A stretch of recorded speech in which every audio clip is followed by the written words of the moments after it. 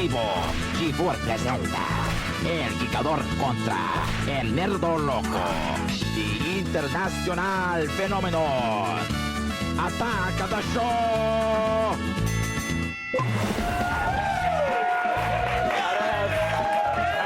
Today. I don't have it. Just dance for me. Hey, everybody! Welcome to Attacking the Show, TV's only source for all the stuff you care about. My name is Kevin Pereira. It's good to see you guys. And I'm Allison Hayslip. We are coming to you live from the G4 Studios in Los Angeles. Olivia is standing trial for burning down the Ninja Warrior course. Spoiler. Well, We're supposed to mention that, but it's going to be in the papers eventually. eventually. Yeah. Okay. Well, on the show today, we're going to teach you how to hunker size. Yeah. See, Playgirl's workout tapes hit the web, and it's something for the ladies. It's a mustache parade, and it's around the net. And then Adam Setzler will take a break from playing games. Come here to talk about it. It's a rough Imagine life. that. Very rough life. Today's topic is Resident Evil 5. He's going to back up the whole meh review on the most highly anticipated and controversial game of the year. What? And later in Hack This, we'll show you how to stream one of the largest media collections available to your Apple TV with a simple trick. It's boxy and it's yours for free if you can hack this. Plus, in the loop, if you've noticed your internet connection seems slow, your ISP provider may be to blame. Senior writer for Wired Magazine, Daniel Roth, will join us to talk internet throttling. We'll tell you what it means and what you can do about it. But it's time now to run down the top 5 things on the web. We are going around the net.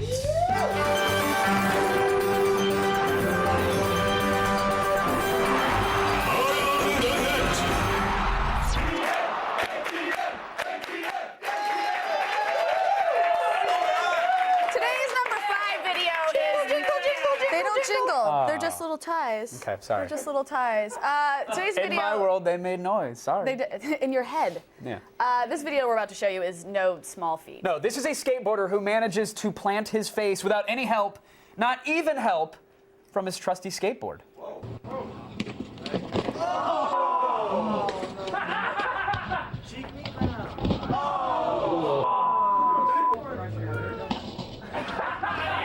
Alright, so technically that's not actually a skateboarding accident at all. It was kind of more of just like a walking A accident. walking accident. Yeah. Yeah. Well, his teeth didn't know the difference. Yeah, That's the important part. The skateboard just showed up at Yeah. the end for like good measure. That was the lamest lay parkour audition video I've ever seen. Like, no, you're not making it to Yeah. Ninja Warrior, dude. Sorry. Probably sucks at Mirror's Edge. Yeah. All right, today's number 4 is a helpful little song for folks that have trouble with stairs. Made by the geniuses at Los Alamos National Laboratory. Yeah, those eggheads are responsible for some of the nation's most secretive research, and now the most obvious instructional video that has ever been produced. Up and down and up, stairs and handrails. Walk each step. Don't skip a one. Uneven stairs will trick you. Keep them in view. And with a load, make sure you see. Keep one hand free. Stairs and handrails. Stairs and handrails! Breathe in, breathe out. Yeah. That's how you stay alive. It's almost as benign as that, yes. All right, so if you like that, our government also funded such educational ditties as Skunks Aren't Food. That was a good one. Yeah. That was really good. I like that. There was like an 80s rap song, Wiping Front to Back. Oh, yeah. We're wiping front to back. It's all sound advice from our greatest minds. Front It's really to good. back. I would totally go to that concert though. Like, you know. You totally would. I would mosh it. And you Twitter the whole time you were there. I'm at Stairs and Handrails with OMG. what's her username? Whatever. You know, Olivia is currently in Japan, and we can only hope that she hasn't been forced to watch anime like this while she's there, because this is rough. Yeah, today's number 3 item is an odd Japanese animated clip, as if there were any other kind. Yeah, that's a little redundant. Made by Shintaro Kago.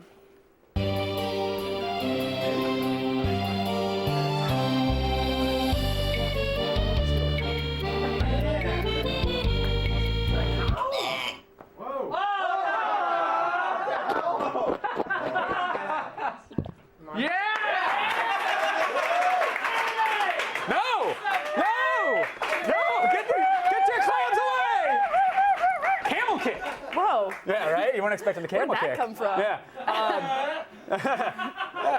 Improv.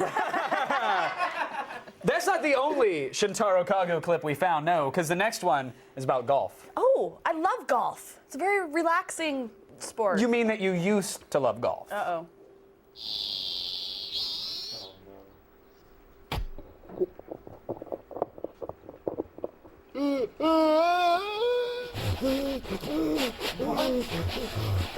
Oh no!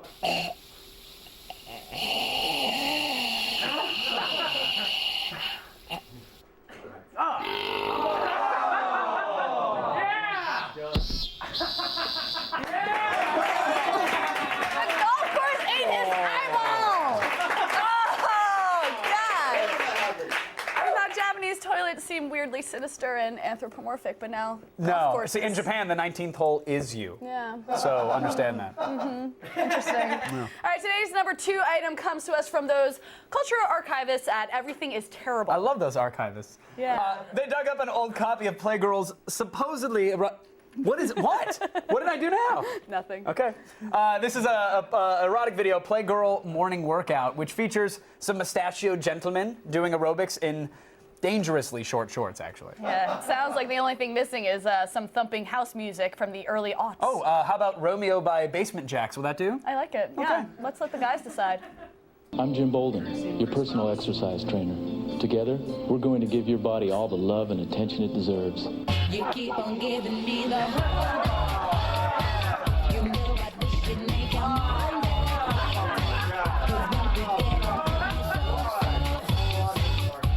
You used to be my Romeo.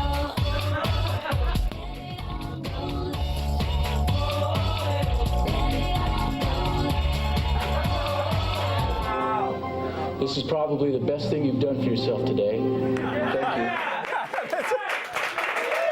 Listen, ladies, I'm probably the hottest guy you're ever going to see, and this is the best thing you've done ever. You're for welcome. yourself. Yeah. Like, do women really like this stuff?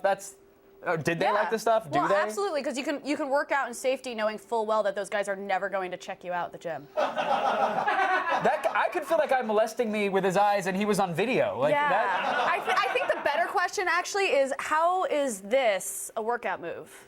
Do you have grow the mustache? Mustache changes everything. You only actually burn calories if you have a mustache. You gotta get into it, but that's cool. Still ahead, we're gonna show you one of the worst auditions you'll ever see. Yeah, America's Next Top Model wannabes ruin everything. Up next. Need some beehives.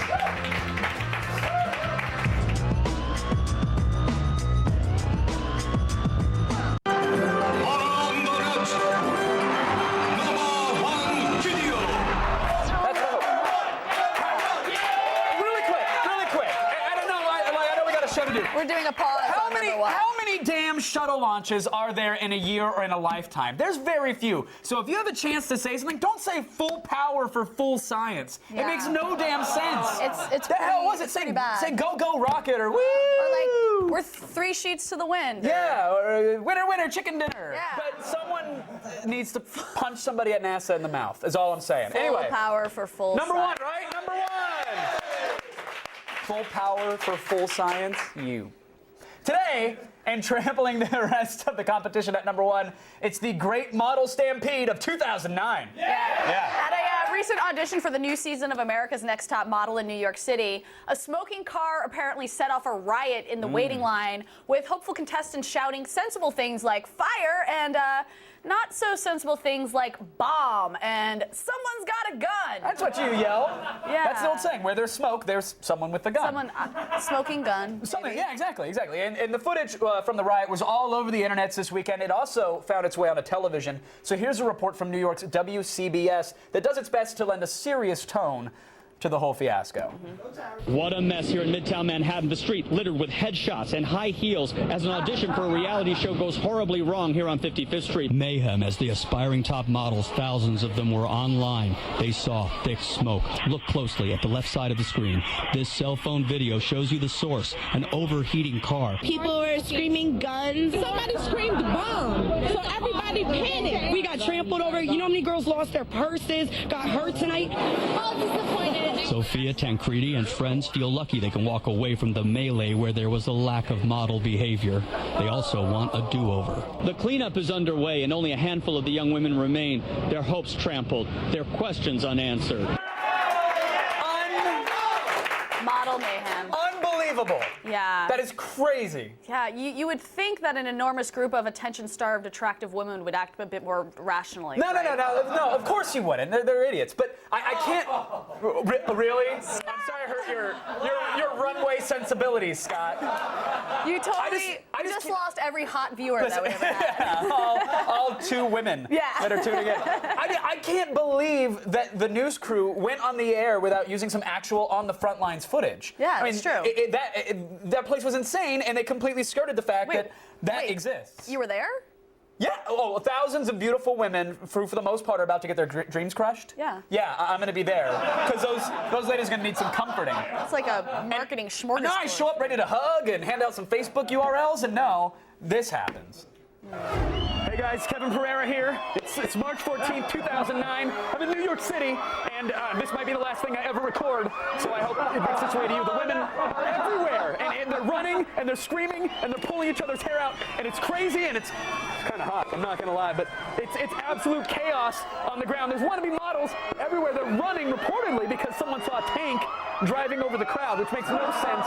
Some chick said that she saw an anthrax-breathing dragon. I don't think she knows what anthrax is, let alone what a dragon may be. And then one model screamed, "There's Tyra," and that was when all hell broke loose. And I haven't heard confirmation, but I'm just going to assume it's true. And I'm down here on the ground now, not because it's safe or not because I'm not knocked down, but trying to grab as many upskirts as I can before this thing ends. Oh, got it.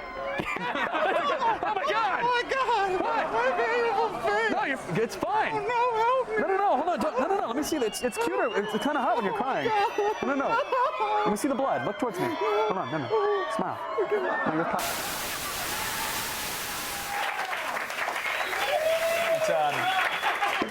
Did you get a tampon thrown at your head? Yeah, it happens. classic. Model stampedes. But I'll be launching a .com of those upskirts very soon, so keep an eye out for that. Get your daily viral fix and check. We could. Yep. I'm wearing pants. Check. I'm just saying, like, different strokes. There's different sections on the site. That's what I'm telling you. What are you gonna shoot up my pant leg? There's something there. I can see your calf. It's so hot. Kinkle snap.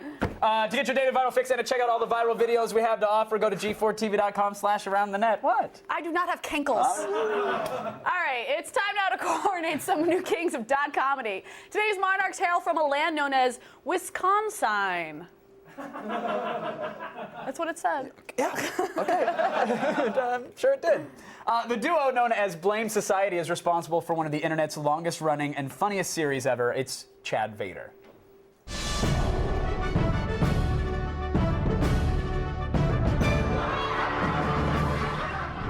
May I speak with you a moment, my master? It's just Randy. Don't look at us. Blame Society. Blame Society Films, that is, because our newest kings of dot comedy have more than a kingdom, they have an empire. Now you can feel the full power of the... After they met at a 2001 comedy sports festival in Madison, Wisconsin, Matt Sloan and Aaron Yonda joined forces to become Blame Society. In 2004, the two became involved with a monthly short film competition called Channel 101. Their first entry was When the Lord Attacks, a parody of home video disaster shows. It's a perfectly sunny, pleasant day until they are struck down by a bolt of lightning. Sloan and Yonda followed it up with more original ideas like Super Shooter. Super Shooter! But becoming a web sensation was going to require more from the two filmmakers. Blame Society was going to have to go to the dark side. You have failed me for the last time. That's what you said the last time. In 2005, Aaron and Matt landed an agent who insisted they create a series. They came up with a sketch starring Darth Vader as a grocery store manager. It was only good for a few laughs until Darth became Chad, the Sith Lord's less charismatic brother. The first episode was shot in 2006, and Chad Vader, day shift manager, became an instant viral hit. Okay, ready to go. They premiered an episode on Good Morning America. Chad Vader won the Star Wars Fan Film Award from George Lucas himself, and their video's popularity helped throttle YouTube's mainstream appeal. Motivated by their success, Blame Society spent 2007 completing an entire season of Chad Vader. They also expanded to include a courtroom drama. Hey, are you a torpedo? No, Your Honor. Because you're missing the boat. And in 2008, a cooking show, Thor's Kitchen. By the power of Asgard! Nothing like a good lightning bolt to crisp up a dish. Blame Society is currently one of YouTube's most subscribed channels of all time. They've also transitioned Chad Vader's 20 million plus views into its own brand featuring exclusive merchandise. Blame Society has no plans to hang up their lightsabers, and their highly anticipated second season of Chad Vader is already underway in 2009. You little rascals, take this.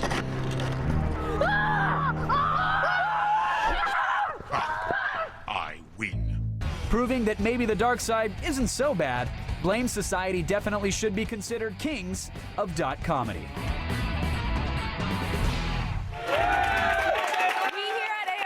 Make a solemn promise to keep featuring new kings of dot comedy until mankind realizes that we don't need a comedical monarchy. Let's go over to our own court jester, Kevin Pereira. Last Friday, the long-awaited Resident Evil 5 finally hit store shelves, but did it live up to the hype? No, actually, for many. But joining us now is X-Play's Adam Sessler to give us the actual scoop. How are you, sir? How's your inbox been since giving the game? You gave it a 3 out of 5 on X-Play, right? Yes. You know I what? imagine you got a lot of all capitals. Thank you so much, Adam, for showing us the light and saving us $60. I think we got more hate mail for giving a 5 out of 5 to Killzone 2 than we did to giving a 3 out of 5 to Resident Evil 5. Isn't that weird? I mean, there are a lot of people who like the game and disagree with us. There's many other people who saw what I saw in the game. Well, and let's get into it, because I've been playing it, and I was twittering about it and getting backlash like crazy the moment I said meh. But let's talk about why we would take it down from the perfect 5 that it's supposed to be. Let's say that the control system sucks. It's okay to say it. Just say it. I'm not a big fan of it. And I think the bigger case is it's not justified by the game. You know, we're in this era after Gears of War 2 where we have these controls that are very commonplace, and there's nothing in the game that kind of supports that. The game really is an action game, so why don't I have action controls? Is your biggest problem with the controls that is mine and most other people it seems to be, you can't shoot while moving?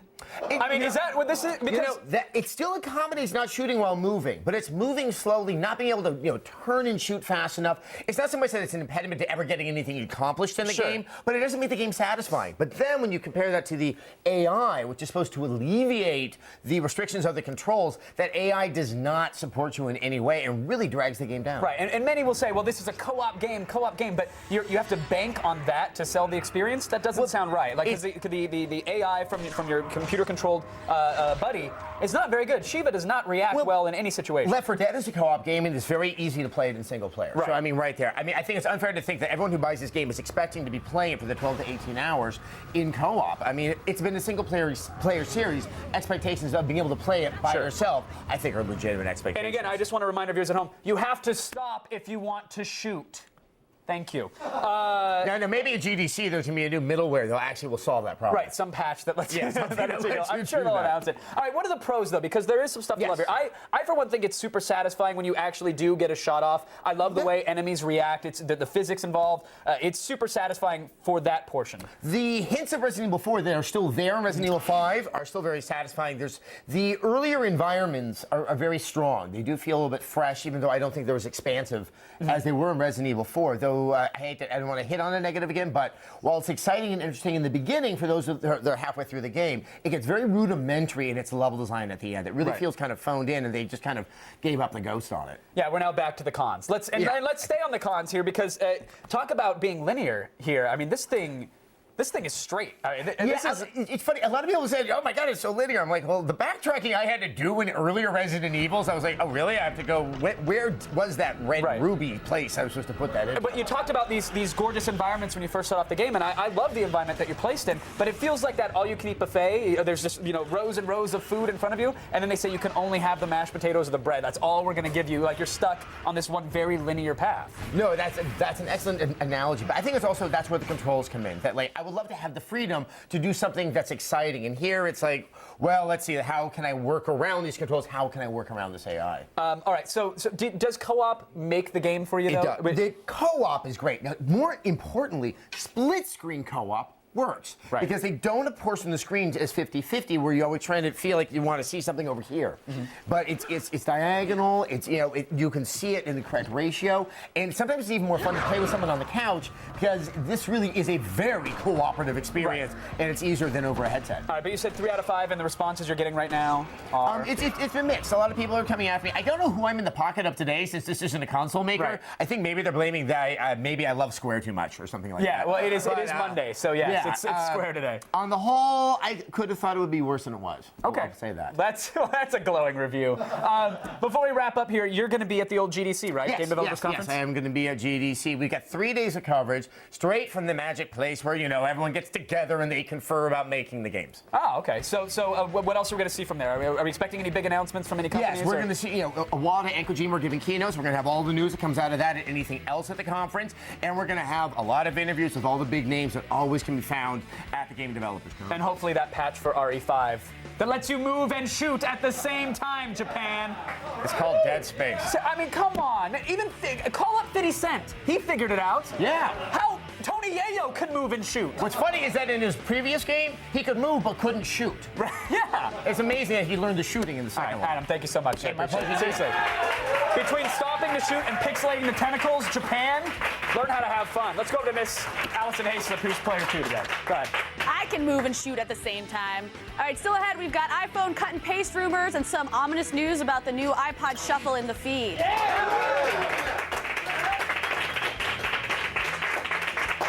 And then I'm going to sit down with Paul Rudd, Jason Segel, and the director of I Love You Man to discuss mandating when working with the original Hulk, Lou Ferrigno. And later, more found footage. An alien teaches kids not to talk to strangers, and Alan Thicke from Growing Pains is the creepiest dentist ever.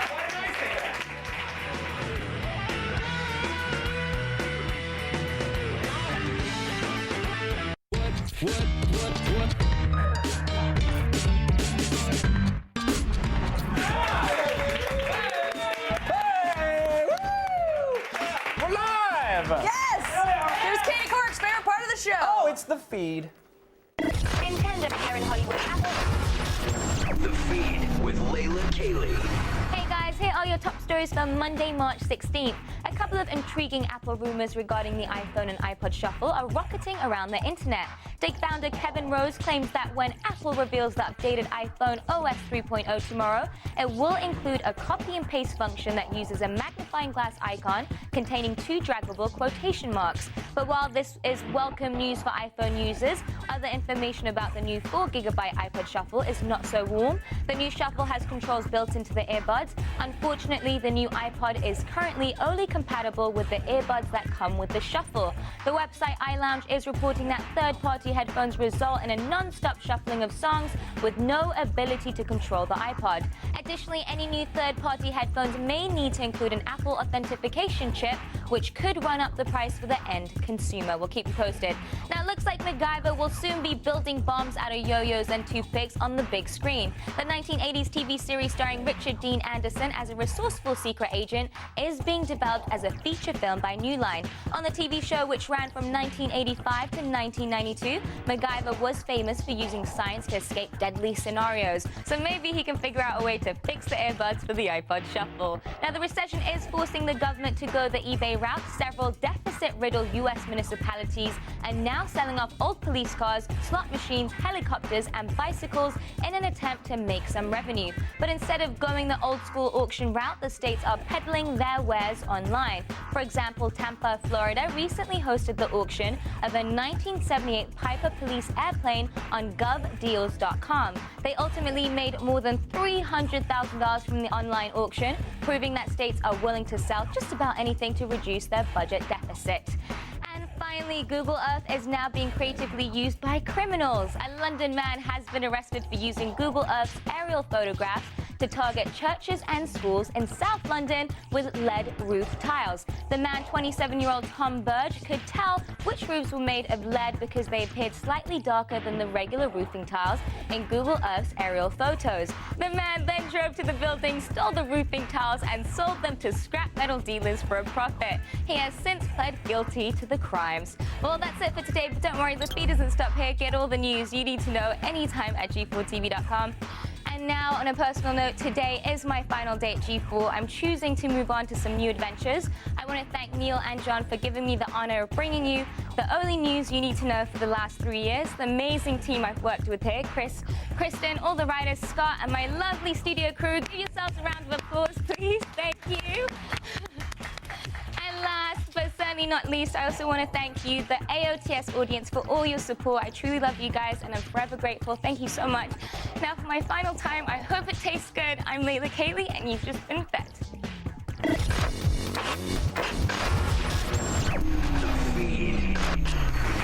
Yes, thank you very much, Layla. It's been a pleasure letting you fill our bellies and our minds with all that feed goodness. We appreciate it and wish you the best of luck on everything.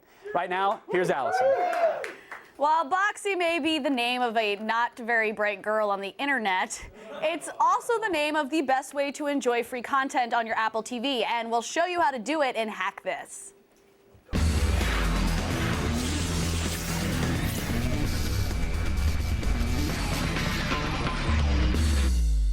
There's only one thing better than getting free media, and that's hacking an Apple product. Stop paying for content on your Apple TV like a sucker and start streaming one of the largest collections of media for free.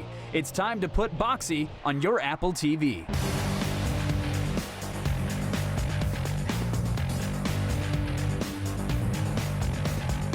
Step 1. We need to turn a USB flash drive into a Boxy installer for Apple TV.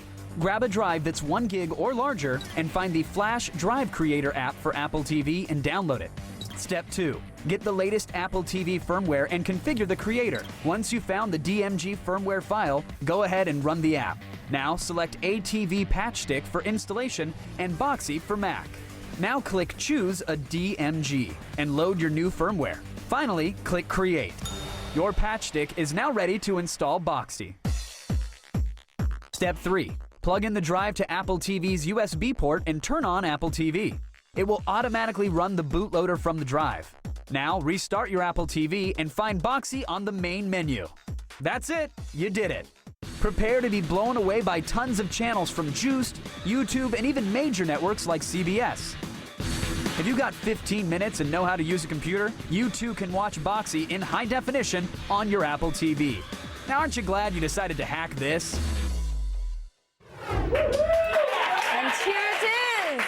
Unfortunately, Boxy won't play DRM content, meaning your iTunes media can't be accessed through Boxy. Yes. So what else can you do besides just stream from different channels? Lots of stuff, actually. You can actually rate and recommend shows, music, even Flickr photos to other friends who have a Boxy as well. And then you can play those friends' choices, back on your Apple TV. Public torrents of media, which a lot of it is just old stuff, but they're still available, and it's cool that you can download them free of charge right there. And you can add different applications for other media sources as well, and connect to other people's computers to stream their media. So this is a really, really powerful free upgrade for the Apple TV. Right, now you're going to fill up your Apple TV's 40 gig hard drive pretty quick if you're downloading a lot from Boxy. Yeah. So how easy is it to add more storage? You'll probably end up voiding the warranty if you try to add some storage. We're going to put a few links on the Hack This page over on our show website where you can crack open the Apple TV and drop in a bigger internal drive. But it's pretty involved, and I don't have a hammer or the time to do it right now. So you're useless. Just know that it can be done. Well, I'll post the links. That's something. Okay, and you can also rip DVDs to Apple TV if you use Handbrake on your computer, and then actually put the file, the DVD, into iTunes. Then sync up your iTunes with your Apple TV, and you'll have the movie. The point of all this really is that the Apple TV is much more customizable than big old Apple wants you to believe. And as far as we can tell, the hack doesn't void the warranty, but just be careful when you're doing this kind of stuff because you may blow up the house. True. Yeah, it could happen. That would be interesting. Now, while Boxy can bring you streaming channels, it still can't bring you first-run movies, right? Yeah, not yet. That's why the stars of I Love You, Man would like to ask you on a date to the movies this weekend. And it's not to see Watchmen, actually. No, it's their movie. I want you to see theirs. I sat down with Paul Rudd and Jason Segel to talk about the man-dating comedy. Paul Rudd is engaged to the woman of his dreams. The only problem is he has no best man for the wedding. In order to rectify that, he sets out on a course of bromancing to find the perfect man. Well, who's your best friend? Your brother, Robbie. What's up? He's about the coolest guy I know. So what spawned this story? Well, this was based on a script written a bunch of years ago. It was basically like, the older I got, I was like, it's hard to make friends as an adult. You know, how do you do that? If you meet some guy that you just want to get a beer with, do you wait 2 days? Do you text him? I don't know how you do that, so I wrote a movie about it. I really enjoyed this. Awesome. Did you guys have any of your own mandates prior to filming this? We hung out, we snaked a few biscuits. We snaked some brams. We still smoke some brams. We smoked some bourbon. We smoked some brams. We had some too. Yeah, you feel better? Yeah. Want to eat a corn dog? Yeah. Let's go. Did you discover that an actual bromance sort of blossomed between Jason and Paul? Yeah, on it's set? ridiculous. They're obsessed with each other. It's uncomfortable. I'm thinking it might be a little bit small. Totally, and it smells like fart. Do you have a favorite scene from this film? Slap at the bass is a fun scene. Slap at that bass, mother. Please don't do that. How much did those guys stick to the script? Not at all. And I'm incredibly upset with them. Yeah, they're pretty funny guys. So they, you know, I'll take what I can get. And you know, there's a lot of stuff that they brought to it. To be honest, I'm here to eat your free food and try to pick up a B-boy set. Are you serious? I'm serious. This script is really tightly honed. Yeah, I loved it. When I read it, I just thought it was hilarious and pretty sophisticated. You know, we definitely stuck to what was written. There were times in moments of, I think, real, You all right? oh, God. What happened? Is that a moment? No, that was Breakfast? bad clams.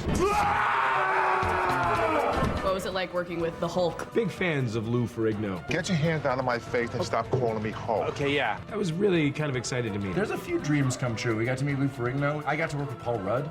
I got to work with Jason Segel. Wow. Dream come true. You got lucky. Besties. How about cleaning up after your dog? You mind your own. With a kick-ass cast and non-stop laughs, get in touch with your inner dude and seek out I Love You Man.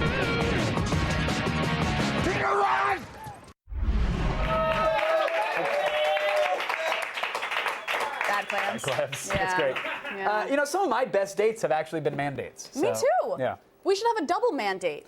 It's not what it's called, actually, No? but I don't want to try I it. kind of like it. We're fine. A double mandate. Question, Hayslip. Yes, Pereira. What do alien exchange students have in common with Alan Thicke, the guy from Growing Pains? No? I don't know why this is the universal symbol for growing pains, but it is now.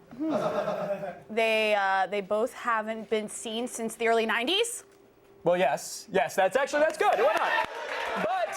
But they're also the hidden gems that we discovered in today's found footage.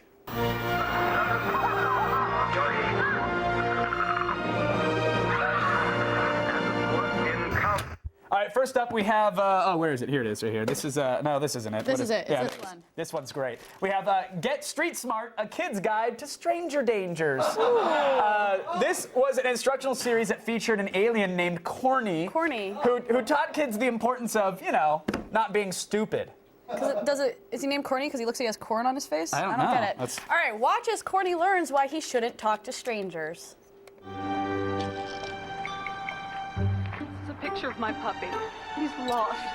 Can you help me find him? Oh, I'll help you.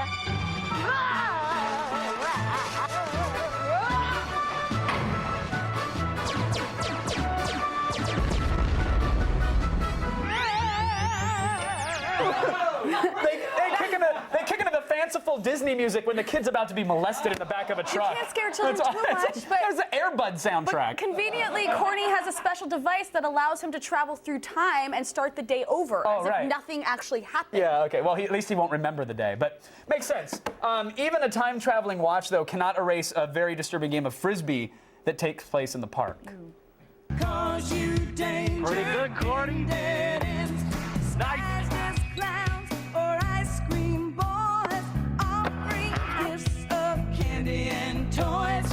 Might be wearing stolen badges, lurking around in fields and hedges. Stop, think, listen to your heart. Don't be scared. Hey, kids. Oh! You should never trust a guy wearing shorts like that. No! No. Now, does the rest of the series involve more awkward situations? Yeah, actually, you bet it does. The second tape in the series, titled Feeling Scared, Acting Brave, focuses on the importance of courage, such as when you're a creepy dentist, which is played by Alan Thicke from Growing Pains. He starts dropping innuendos. Whoa, whoa. I bet it looks pretty scary with this mask, huh? Well, I wear it sometimes to protect my patients from germs. How you doing, Corny? Yeah, not so good, I guess. You have a toothache, and that's no fun, is it? Well, open wide and we'll take a look. Are you gonna put all those things in my mouth? I could if you want.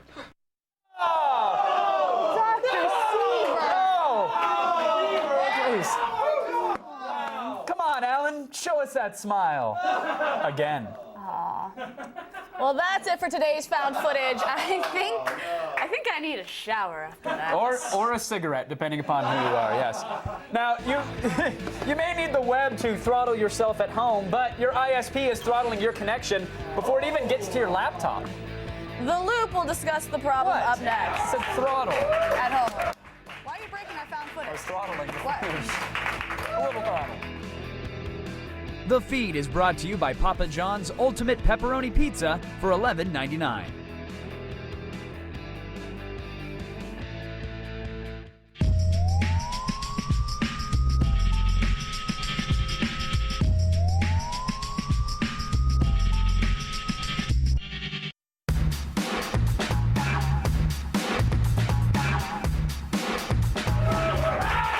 ISPs are combating the ever-growing needs of the internet with metered web and bandwidth throttling and other actions that go against the notion of net neutrality. So, is it wrong for these companies to regulate what we access, or is this a necessary evil to maintain some decent speeds for everyone?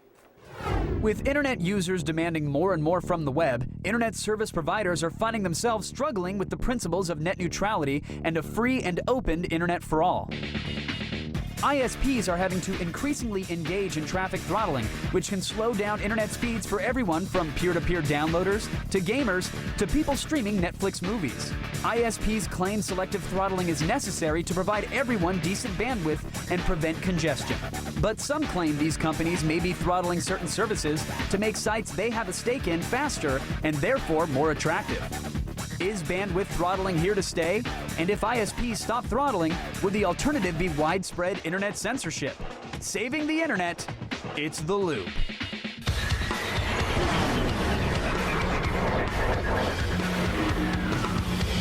All right, joining me from New York to help us make sense of it all, senior writer for Wired Magazine, Daniel Roth is here. How are you, Daniel?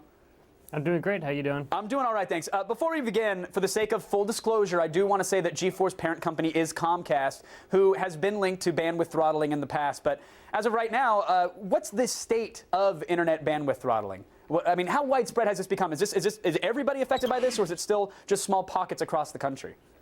Well, in the U.S., it's pretty small pockets. You're seeing it pop up in a lot of different places. A lot of smaller ISPs who are dealing with a lot of problems with people doing P2P downloading, P2P uploading, a lot of web video, increasing the amount of traffic on some of their pipes.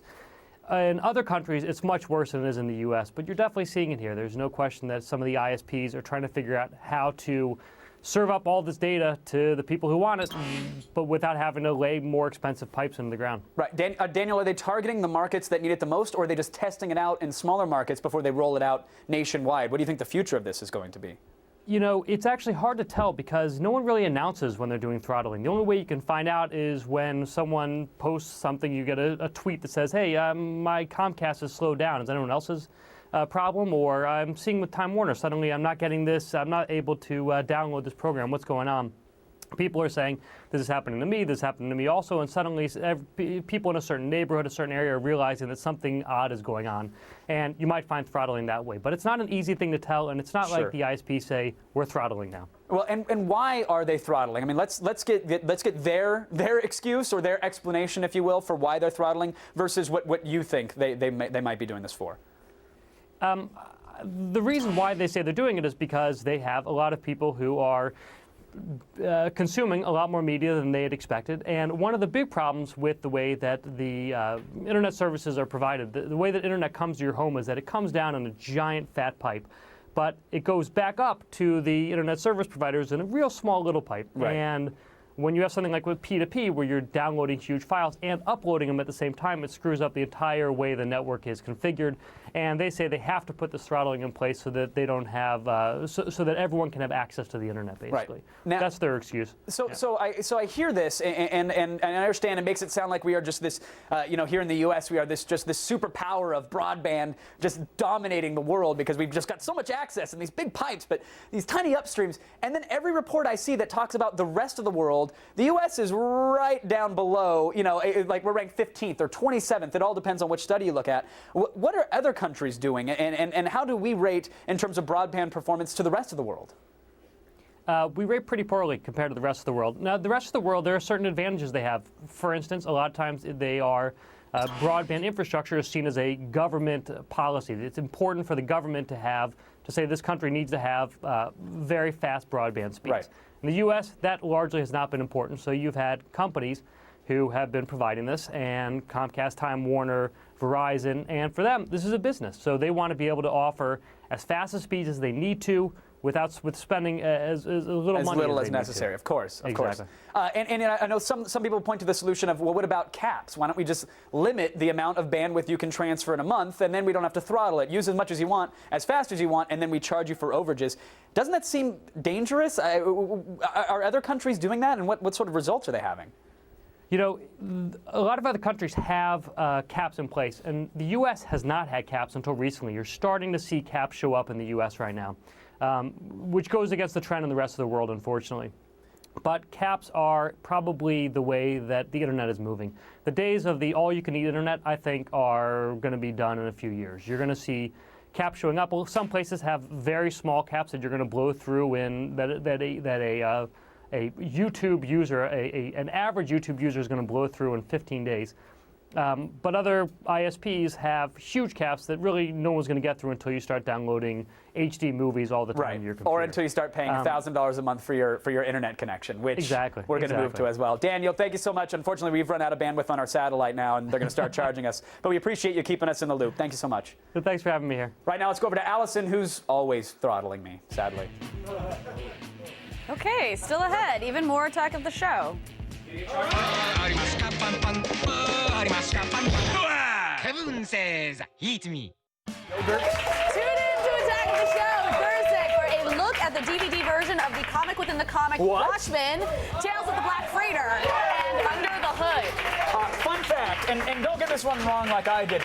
Under the Hood is not a fetish documentary. Interesting. It's just, so don't put it on expecting that. Interesting. And both of these Watchmen DVDs will be available on Blu-ray and, of course, on regular DVD March 24th. So keep an eye for those. Watching, Thank you, Allison, for hanging out and doing that whole thing. Thank you guys for bearing with me. X-Play is up next.